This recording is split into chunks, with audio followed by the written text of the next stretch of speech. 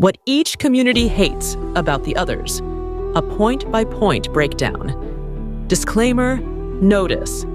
This video is made to help understand the challenges faced by each community living together in Manipur and, more broadly, in Northeast India.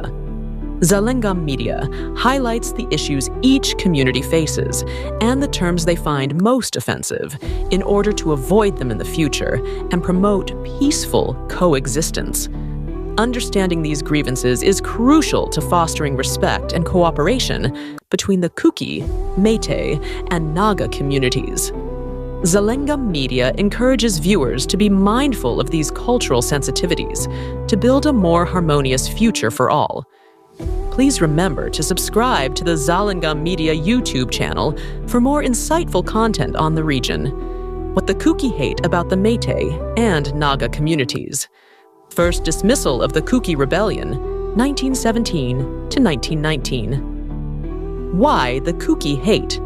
This, the Kuki Rebellion of 1917 to 1919, is a pivotal historical event for the Kuki community.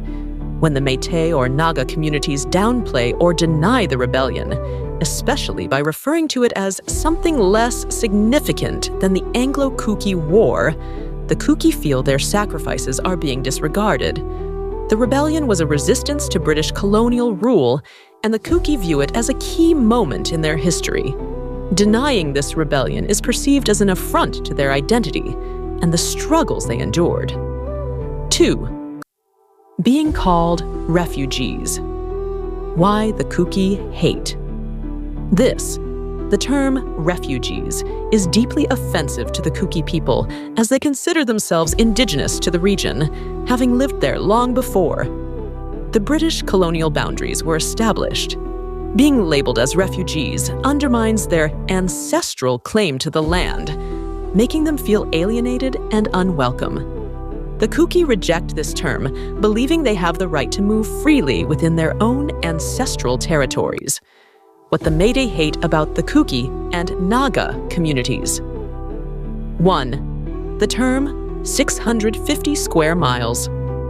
Why the Meitei hate. This. When the Kuki and Naga communities refer to Meitei land as 650 square miles, the Meitei see this as a gross simplification of their historical and territorial claims. It diminishes the true extent of their land and their historical presence in the region. For the Meitei, this term undermines their identity and territorial rights, and they feel it inaccurately limits their claim to the region. 2. Being called Land of Kasubis. Why the Meitei hate this. The term Kasubi is a derogatory ethnic stereotype that has been used by the Kuki and Naga communities to describe the Meitei. The Meitei community feels insulted and diminished when referred to as the Land of Kasubis. They see this term as an attack on their culture, heritage, and dignity. It is perceived as a slur that seeks to reduce their rich history and culture to a simplistic and negative stereotype. What the Naga hate about the Kuki and Meitei communities. 1. Being called Kecha Nagas. Why the Naga hate. This, the term Kecha Nagas, is frequently used by the Kuki and Meitei communities to refer to the Naga people, particularly those in Manipur. The Naga community finds this term deeply offensive because it suggests they are a lesser form of the Naga identity. The Manipur Nagas, especially the Tangkhul, reject this label, viewing it as a denial of their unique identity and their rightful place within the larger Naga identity. 2. Being called refugees from Myanmar, Samra Tract. Why the Naga hate. This, some in the Kuki and Meitei communities refer to the Manipur Naga as refugees from Myanmar, particularly from the Samra Tract. This is an offensive and dismissive term for the Naga people, as it implies they are outsiders who do not belong in the region. The Naga community rejects this label, asserting their indigenous status and deep historical connection to the land. 3. Being called slaves. Why the Naga hate. This, Some derogatory references made by the Kuki and Meitei imply that the Naga people, particularly the Tangkhul Naga, were slaves or subjugated people who worked in foreign lands like France for pottery or other trades. This offensive characterization undermines the Naga people's dignity and reduces their history to one of servitude.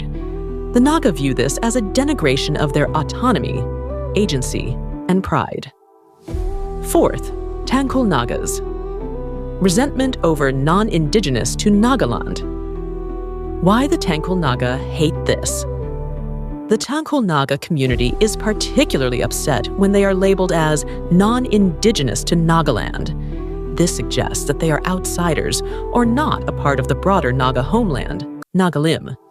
The Tangkhul Naga feel this denies their indigenous status and historical ties to the land.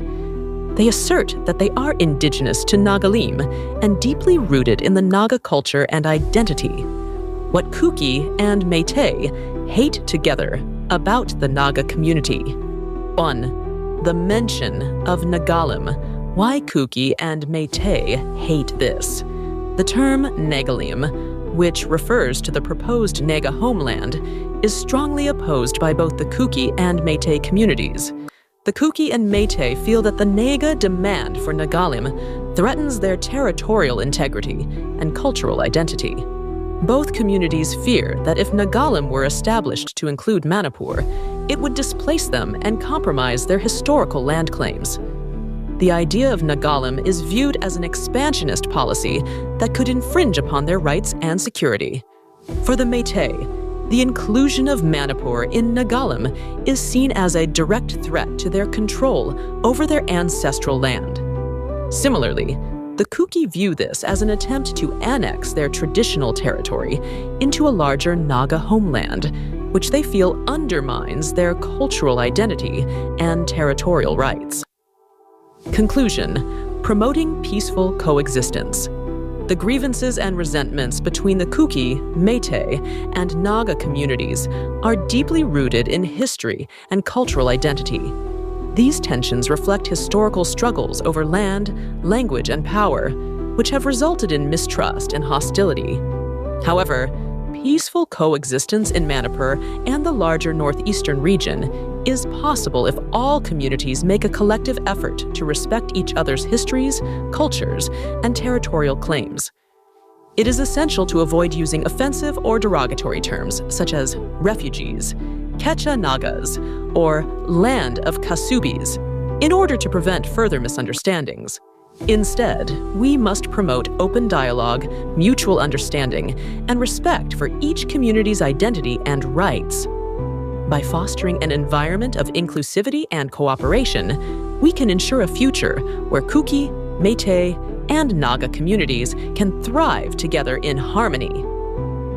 Disclaimer: this video aims to highlight the points of contention between the Kuki, Meitei, and Naga communities in order to understand each other better and avoid further conflict. Respecting each other's identities and histories is vital for peaceful coexistence in the region. Call to action. For more insightful discussions and content about the diverse cultures and issues in Northeast India, please subscribe to the Zalengam Media YouTube channel and join us in fostering understanding and unity.